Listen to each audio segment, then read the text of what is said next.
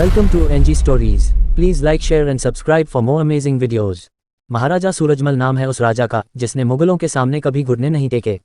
महाराजा सूरजमल कुशल प्रशासक, दूरदर्शी और कूटनीति के धनी सम्राट थे। सूरजमल किशोरावस्था से ही अपनी बहादुरी की वजह से ब्रज प्रदेश में सबके चहेते बन गए थे।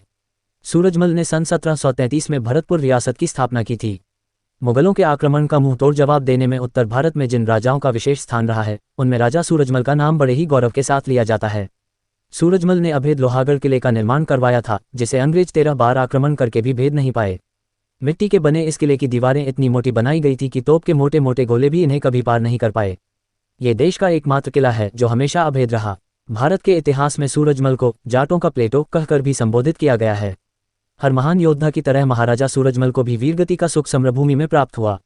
25 दिसंबर 1763 को नवाब नजीबुद्दौला के साथ हिंडन नदी के तट पर हुए युद्ध में सूरजमल वीरगति को प्राप्त हुए।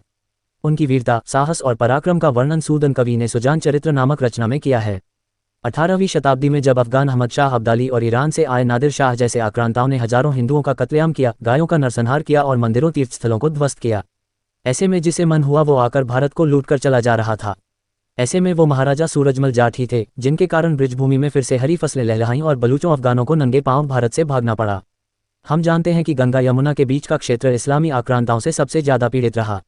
किसानों से इतना कर वसूला जाता था।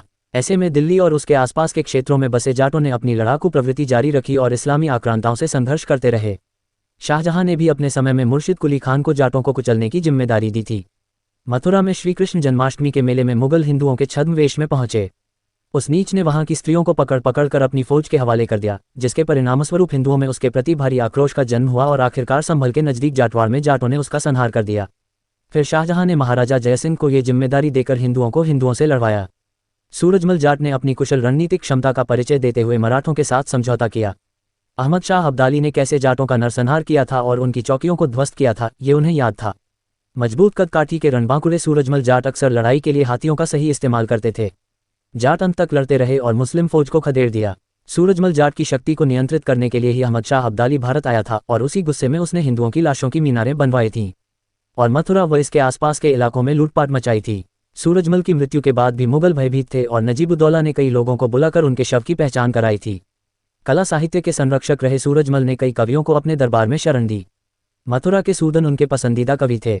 उन्होंने गोवर्धन, मथुरा और वृंदावन में कई मंदिर और तालाब बनवाए। उन्होंने कई किले भी बनवाए। वो एक कुशल योद्धा भी थे। उन्होंने कभी बिना सोचे समझे और बिना योजना के कोई हमला नहीं किया।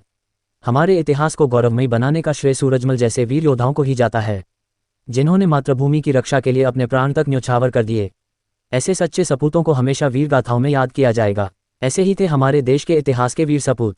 ऐसे ही हमारे साथ जुड़े रहे और हमारे चैनल को सब्सक्राइब करें। धन्यवाद।